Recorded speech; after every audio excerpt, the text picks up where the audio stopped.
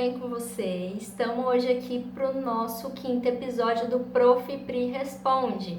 E eu trouxe um tema bem interessante para vocês. Então, para quem gosta de biologia, se liga aí, curta o vídeo, compartilhe, assista até o fim e se inscreva aí no canal, o link está aqui embaixo, tá? O tema de hoje são os incêndios na Austrália, que é um tema bem polêmico e tem sido bem discutido por aí, né, nos últimos tempos.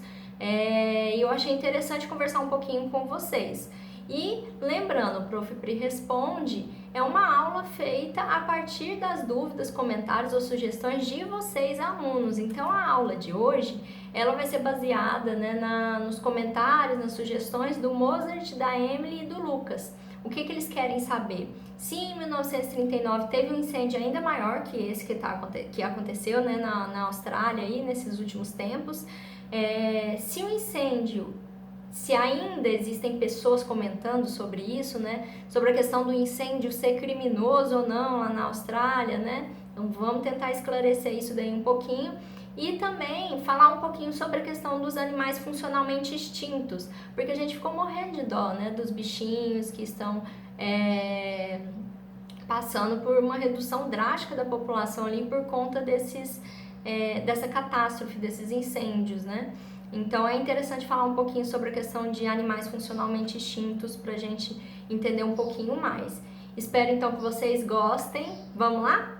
Então, galera, para a gente iniciar a nossa aula de hoje, primeiro a gente tem que ter uma ideia de onde fica a Austrália. Não adianta eu ficar aqui falando, né, sobre incêndios, sobre os animais e tudo mais e não sei onde fica. Então, a Austrália ela é localizada no continente da Oceania, né, que fica ali rodeada por dois oceanos, por isso que é bem interessante, né? Ela fica entre o Oceano Pacífico e o Oceano Índico, né?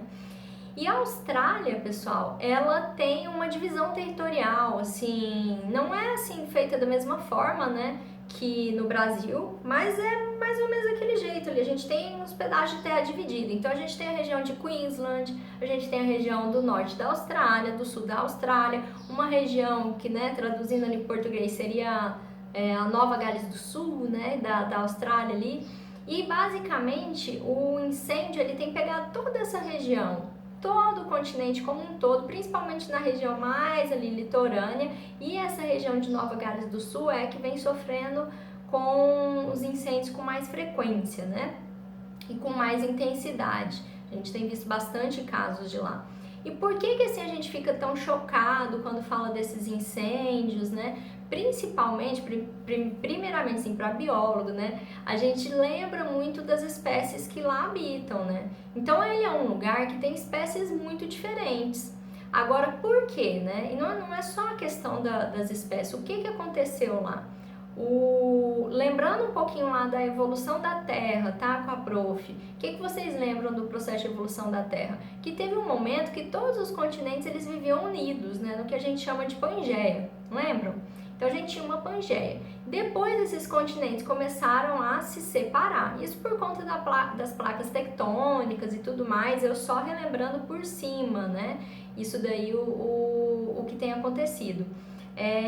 O que aconteceu aí para a evolução desses continentes no formato que a gente tem hoje. E aí o que aconteceu? Nessa separação, o primeiro a se separar ali da Pangeia foi essa região ali da Austrália, que já foi se separando ali. E essa separação, ela foi muito importante, né? Por quê? Porque ela impediu que as espécies depois, é lógico que foram milhares de anos, tá, pessoal? Para acontecer, para a Austrália estar onde ela está ali. Mas ao longo do tempo, né, essa separação impediu ali que espécies ali dessa região da Austrália conseguissem chegar, né, na Ásia ou conseguissem chegar em outros continentes, porque ela foi ficando cada vez mais isolada. Então o que nós temos é um processo evolutivo ali que ocorreu de forma bem distinta dos demais continentes, né? E isso fez com que as espécies que ali viviam fossem bem diferentes também. Então a gente tem muita espécie endêmica lá, que só ocorre lá, vegetação específica de lá. Então, a biodiversidade ali é muito alta e ela se deve, né, passou por uma série de processos evolutivos aí de milhões de anos para que aquilo ali acontecesse, né? A evolução ocorreu de uma forma bem distinta. Tem muita coisa para a gente estudar sobre a biogeografia, né, da evolução da Austrália. E aí, pessoal, basicamente a gente tem mais de 30 mil espécies identificadas na Austrália, 32 mil para ser precisa, né? E dessas espécies, as mais conhecidas ali é o canguru, os koalas e os wombats, né? Então, são as histórias que a gente tem ouvido falar, né? Desses bichinhos que estão sofrendo com as queimadas, né? As patinhas queimadas. A prof fica assim, morrendo de dó, porque a tendência é a população diminuir muito mesmo, né? E isso, pensando em conservação de espécies, é uma coisa muito, muito tensa, né? A tendência é a gente perder todas essas espécies. Mas assim, para a gente tentar entender um pouquinho sobre a questão dos incêndios, o que vem acontecendo lá na Austrália, né? Incêndios desastrosos. Então, eu falo muito da questão dos animais, né? Mas quando a gente fala de incêndios desastrosos, não é somente animais que estão sofrendo com isso. A gente teve mais de 20 mortes, né? Até o último dado que eu coletei para fazer a aula, esse número já pode ter aumentado. 20 pessoas mortas por conta dos incêndios da Austrália, né? Isso é um número alto, tá? E em relação à quantidade de hectares queimados, foram mais de 10 milhões de hectares queimados. Perda de inúmeras espécies que tentavam se refugiar ali do fogo e acabavam sendo queimadas. Inúmeras, gente. Quando a gente vê koala, quando a gente vê canguru, são bichos grandes. Agora imagina os invertebrados. Quantos não morreram, né? Então, assim, a quantidade realmente é muito assustadora de bichos que morreram nessa catástrofe. Agora, por que ela foi ocasionada? Esse é o ponto-chave que hoje a gente vai discutir bastante, né? O que está causando os incêndios, né, na Austrália? 2 fatores ambientais, calor e seca, tá? O calor e a seca.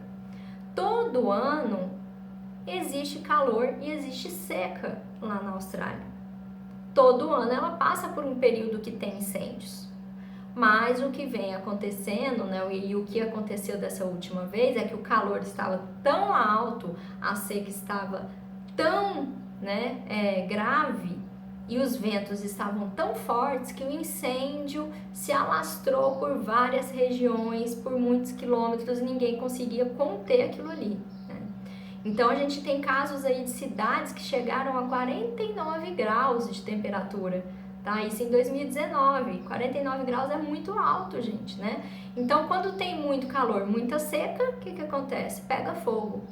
Então, lá na Austrália, o pessoal já previa que ia acontecer isso por conta do calor excessivo e da seca. Já estavam ligando as anteninhas, já previam, já tinham conversado, né? Pesquisadores e tudo mais, que ia ter incêndios catastróficos ali. Eles só não sabiam o tamanho, mas já sabia que ia acontecer, porque tá muito seco, tá muito quente. Então, gente, não foi uma ação humana, foram esses 2 fatores, calor e seca, tá? O calor, né, associado com a seca, fez com que fosse fácil pegar fogo em qualquer lugar. Tá, pegou fogo em qualquer lugar, ok, mas aí a gente tem muitos ventos e esses ventos levam fogo para uma vasta área, né? Então esse é o grande problema, não é uma ação humana. Só que a gente já vai discutir, tá? Um pouquinho sobre o ser humano nesse papel aí, onde que ele entra, né? Não é uma ação humana, mas no final tem algumas questões que nós temos que mudar para que isso ocorra cada vez menos, né? Incêndios catastróficos, assim, né? Incêndios ambientais, né? O próprio meio ambiente faz, mas de forma que leva a tantos danos, né? Então, gente, tipos de incêndios na Austrália é recorrente, todo ano tem, só não é tão grande quanto é o que ocorreu em 2019, né? No final de 2019. As chamas em 2019 dos incêndios na Austrália chegaram a 12 metros, tá? Então, só pra gente fazer uma comparação, a do Brasil chegou a 2. 2 para 12 tem uma diferença muito grande. Então aí a gente vê o tamanho do incêndio, né, que ocorreu lá. E de fato foi bem catastrófico mesmo. E aí a gente fica pensando, vocês lembram quando aconteceu os incêndios lá na Amazônia, né? Que o pessoal falou bastante que a fumaça ela chegou até São Paulo, né? Então assim, se de 2 metros chegou em São Paulo, imagina essas de 12 metros lá da Austrália, né? Que de fato se alastraram, né? A fumaça se alastra e foi para outros continentes, tá? Isso já está comprovado. Então essas chamas aí chegaram a 12 metros. E aí agora uma coisa que é muito importante, tá? Pra gente entender esse processo, tentar diferenciar o que aconteceu na Austrália com o que aconteceu no Brasil. Apesar de ninguém ter colocado essa pergunta, eu coloquei, tá? Para vocês refletirem sobre isso. O fogo na Austrália, como eu falei, acontece todo ano. Então a gente diz que é histórico. Em 1939, teve sim um desastre ainda maior, no qual 70 pessoas morreram. Por enquanto está em torno ali dos 20, né? No caso desse evento histórico aí, de 1939, 70 pessoas morreram. O que acontece é que dessa vez se alastrou muito o fogo, né? O fogo se alastrou demais por conta dos ventos fortes, né? E nesse período de 1939, acredito eu, pelo que eu li, ele foi um pouco mais contido, mas também desastroso, matou muita gente, né? Muitos animais também morreram e tudo mais. O que acontece? Por que acontece fogo todo ano? Então quer dizer que não tem nada a ver? Por que a gente está falando disso, né? O tipo de vegetação na Austrália, em algumas regiões, ele é muito parecido com o que a gente tem no Cerrado, tá? Então quem lembra aí, quem morou no Cerrado, sabe que a região do Cerrado, ela também tem um período de muita seca e muito calor. E nesse período geralmente tem incêndios, tá? Na maioria das vezes vai ter incêndios. O problema é que também tem, no caso do Cerrado, a gente tem incêndios ocasionados pelo homem, tá? Mas se não tivesse o homem, ia ter incêndio do mesmo jeito, porque é muito quente e é muito seco. A vegetação, ela é propícia para isso, para passar por um período de incêndio curto, né? Todo ano. A vegetação precisa disso. A gente tem sementes que elas só podem germinar, elas saem do estado de dormência se passar por um período de incêndio. É igual no Cerrado. O Cerrado precisa de fogo, tá? Não é para ficar colocando fogo no Cerrado, mas naturalmente ele vai pegar fogo pelo menos uma vez no ano para crescer novamente. É igual lá na Austrália. Então a Austrália precisa também, né, de determinadas regiões também vai precisar do fogo. Agora, então, qual que é o problema? Por que a gente está discutindo tanto? O problema é a intensidade dessa catástrofe que aconteceu na Austrália. Ela precisa de fogo, mas foi muito intenso. Tem alguma coisa esquisita, não era para ser assim, né? Então, essa é a grande questão. E aí a gente entra no problema da Austrália, não só da Austrália, mas do mundo. O que tem ocasionado esses aumentos de temperatura muito altos, que acaba provocando incêndios muito catastróficos, nada mais é do que o aquecimento global, né? E aí que eu falo que entra um pouco do homem, porque o aquecimento global, ele só aconteceu ou acontece, né, por conta da emissão de muitos gases poluentes. E quem está emitindo esses gases poluentes é o homem, é o ser humano. Então a gente tem trabalhos aí de 2006, 2010 que comprovam, pessoal, que a temperatura do planeta está aumentando mesmo, não é boato, tá? Está aumentando. E isso está interferindo em vários processos. Por exemplo, né, incêndios que antes eram para durar, sei lá, 5 dias, está durando um mês inteiro, né? Numa pequena região, está se alastrando por várias regiões. Então, o grande problema desse desastre ambiental é que ele foi favorecido pelo aumento de temperatura global. E o aumento de temperatura global, aí sim entra o homem, né? Que está relacionado com a emissão de gases poluentes. Eu já expliquei sobre o aumento de temperatura global, sobre a questão do efeito estufa, tá? Então, basicamente o que acontece é raios que entram na Terra, ficam aqui, e é importantíssimo, raios solares, né?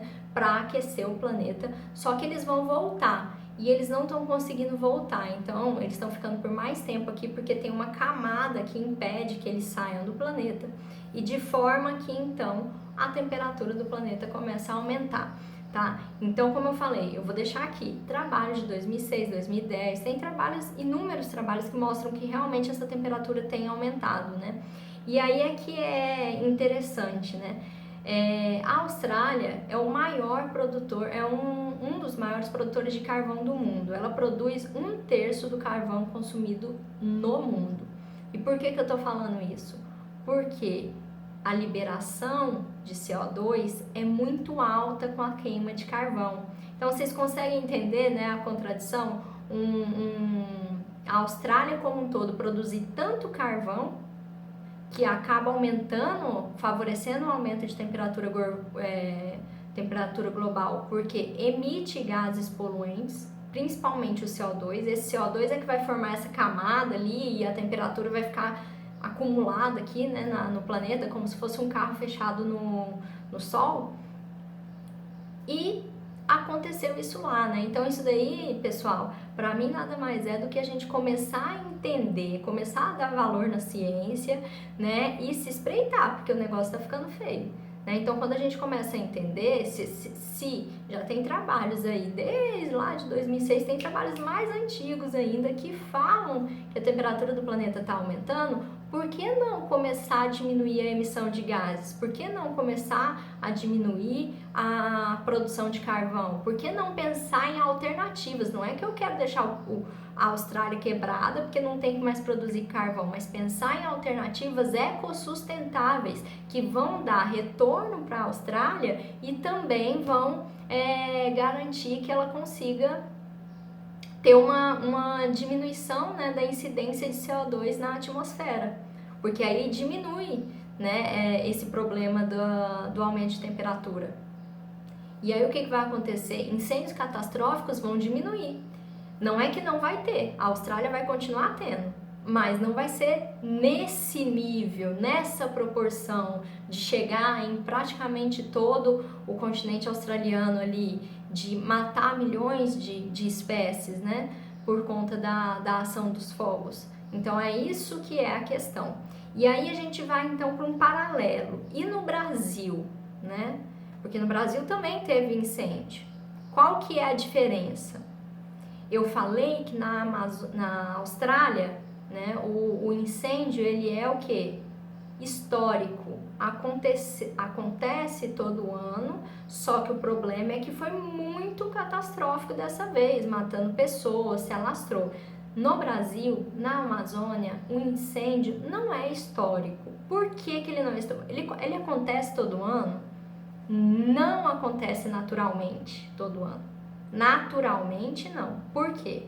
Porque a floresta amazônica, ela é úmida, pessoal. Então, o que eu falei que acontece lá na Austrália? Quais os fatores que influenciam no incêndio na Austrália? 1 é o calor, 2 é a seca.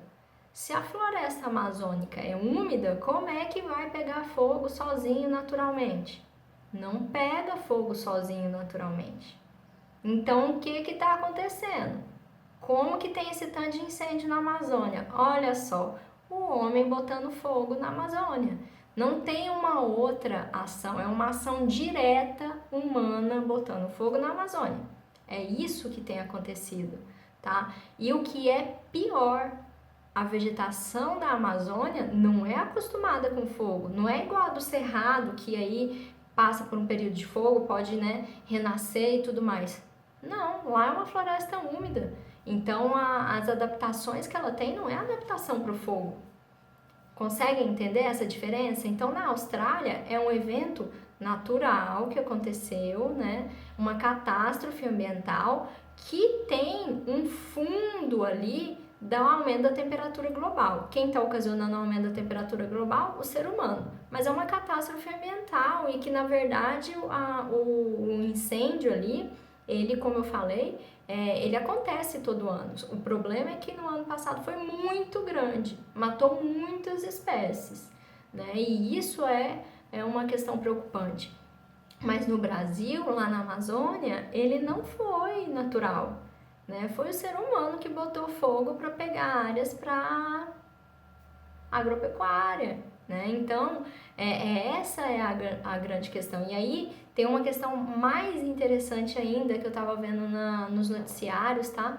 Eu vou colocar tudo aqui, os links embaixo para quem precisar de informação extra sobre esse assunto. Comparação dos incêndios na Amazônia, né, com a Austrália. O número de quilômetros quadrados queimados, né, na Austrália, como eu falei, né, uma quantidade muito grande de hectares, foram mais de 48 mil quilômetros quadrados queimados. E engraçado, nesse mesmo ano, no Brasil, a Amazônia perdeu mais de 70 mil quilômetros quadrados de vegetação. Então, olha só, né, que coisa esquisita, né? Na Austrália aconteceu tanto, o desastre foi tão tenso, matou tantas espécies, matou tanta vegetação, e no Brasil foi pior ainda a extensão, pensando ali em quilômetros quadrados, né? Então, é uma coisa muito grave que a gente tem que tentar entender. Saber essa diferença do que aconteceu na Austrália e o que aconteceu no Brasil é essencial para a gente poder discutir questões, para a gente poder melhorar, né, a forma como a gente está vendo essas questões aí, né? E aí então, pessoal, então a gente terminou essa parte sobre a questão dos incêndios e a gente vai finalizar a aula falando um pouquinho sobre a questão dos desaparecimentos dos koalas, tá? Então agora a gente vai para essa questão sobre animais funcionalmente extintos. Então fica até o final que ainda tem muito mais informação boa por aí.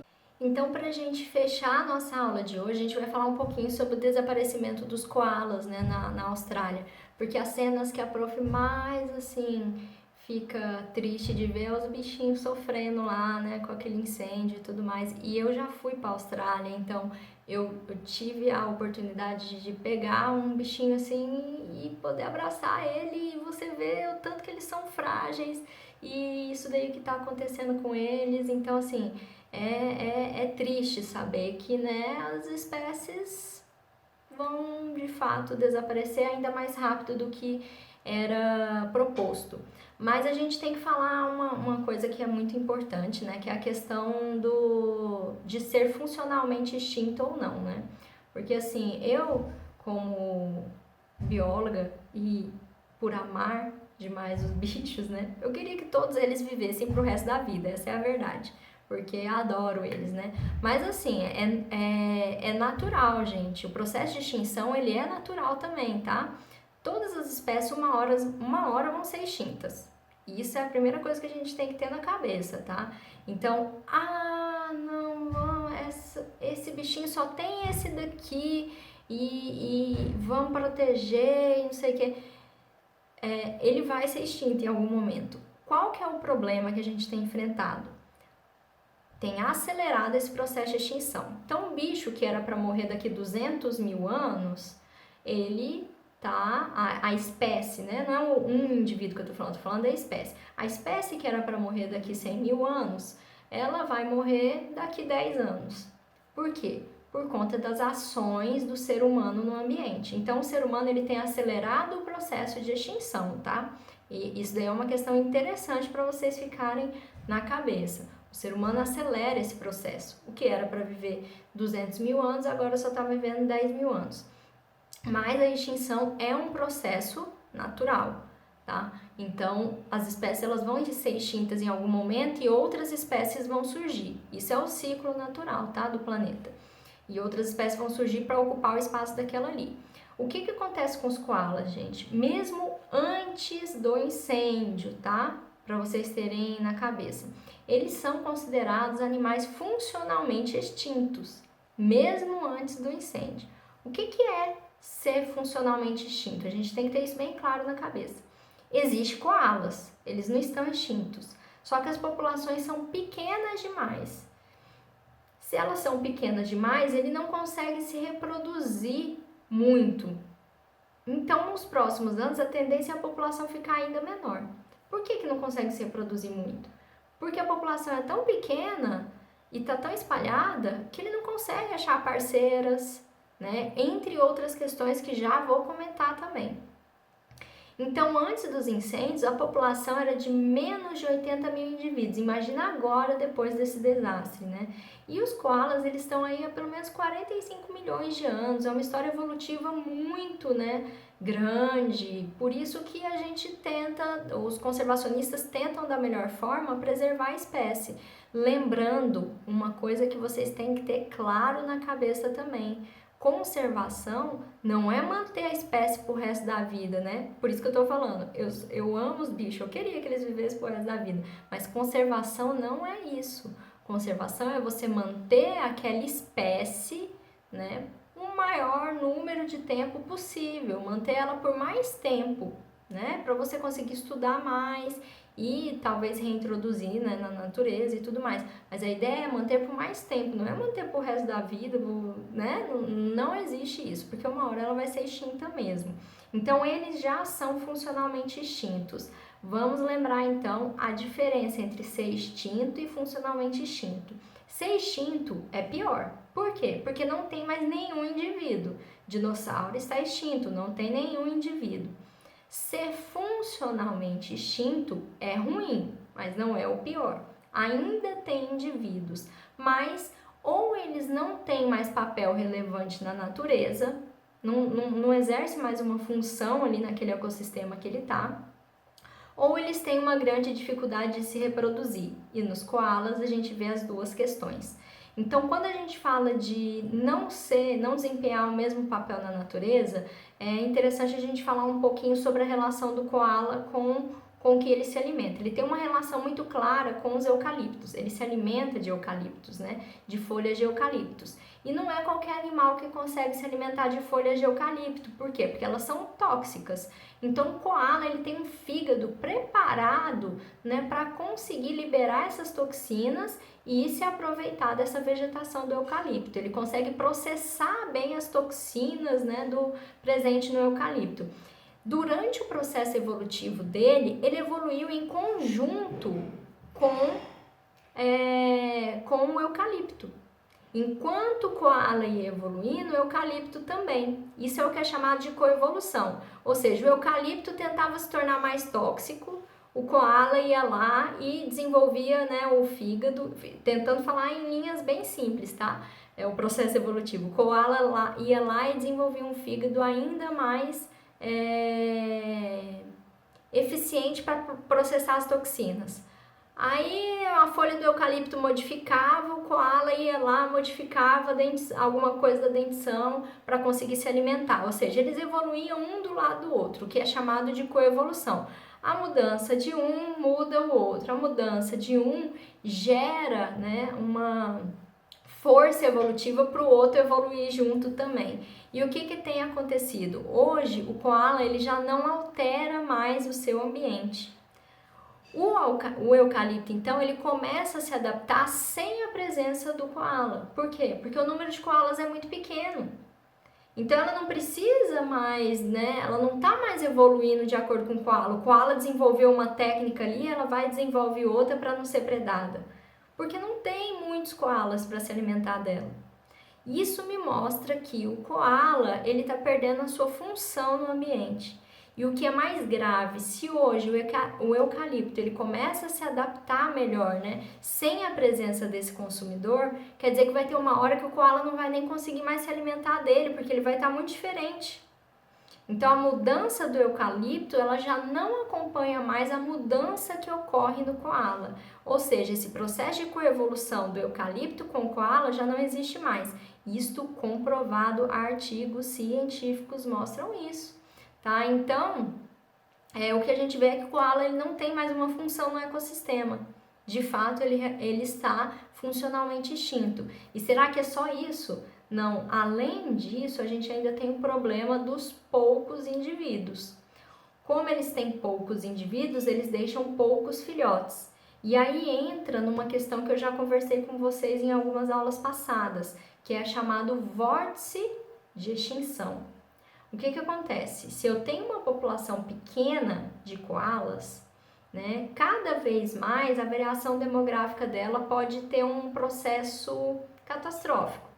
E eu posso ter isso ainda associado com eventos ambientais. Por exemplo, se eu tenho uma população pequena e acontece o que aconteceu dos incêndios na Austrália, pode matar os 80 mil.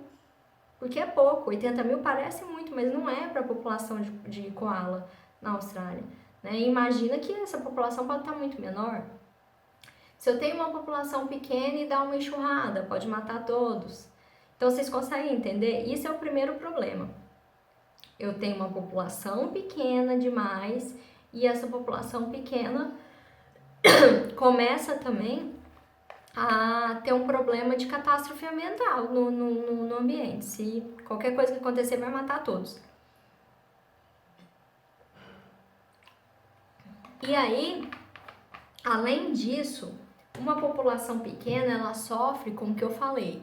Ela pode ter dificuldade em encontrar parceiros. A população é pequena, mas eu tenho muito macho e pouco fêmea. Como é que eles vão acasalar?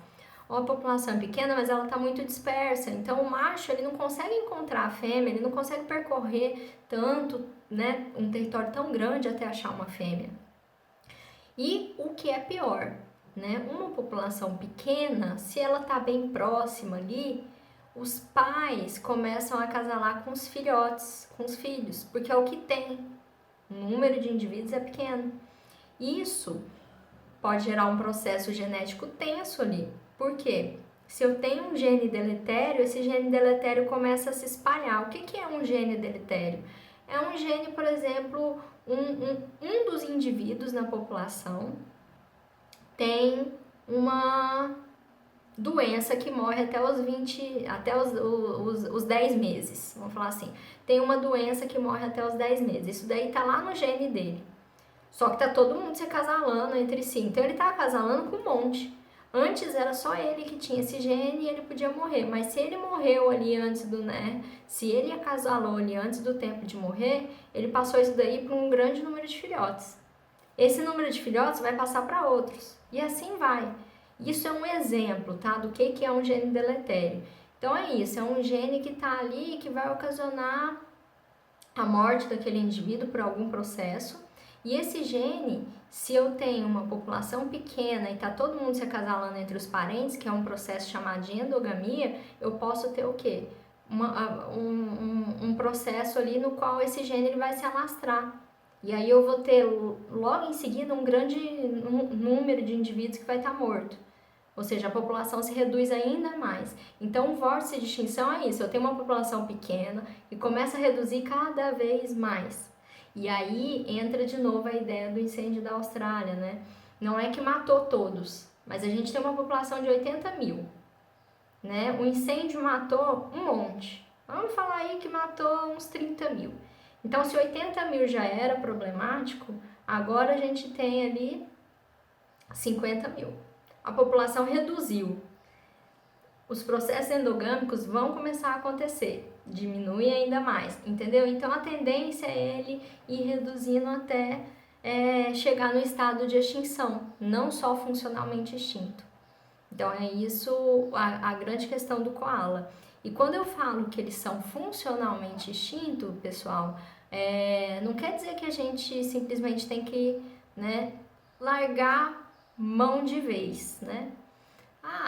Já é funcionalmente extinto, a gente ainda tem muita coisa para aprender com ele e muita coisa para tentar entender dos processos evolutivos, né, como eu falei, porque ele é um ser vivo que estava aí, que ficou 45 milhões de anos aí, né, na evolução do planeta. Então a gente tem muita coisa ainda a aprender sobre ele, muita coisa que pode ajudar, inclusive, na conservação de outras espécies.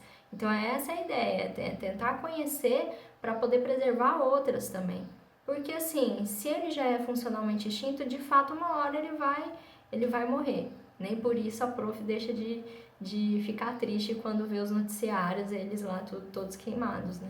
Mas a ideia é sempre tentar aprender para poder aplicar para as próximas espécies, para tentar evitar problemas futuros com novas espécies, para tentar evitar essa extinção acelerada com outras espécies, tá? Então eu espero que tenha ficado claro, que vocês tenham gostado da aula de hoje. Eu achei o tema assim bem extenso, a gente conseguiu discutir bastante coisa. E se tiverem dúvidas, eu tô aqui, pode mandar aqui embaixo as perguntas que eu vou ficar esperando. Um beijo para vocês, boa semana, semana que vem tem Biofilmes.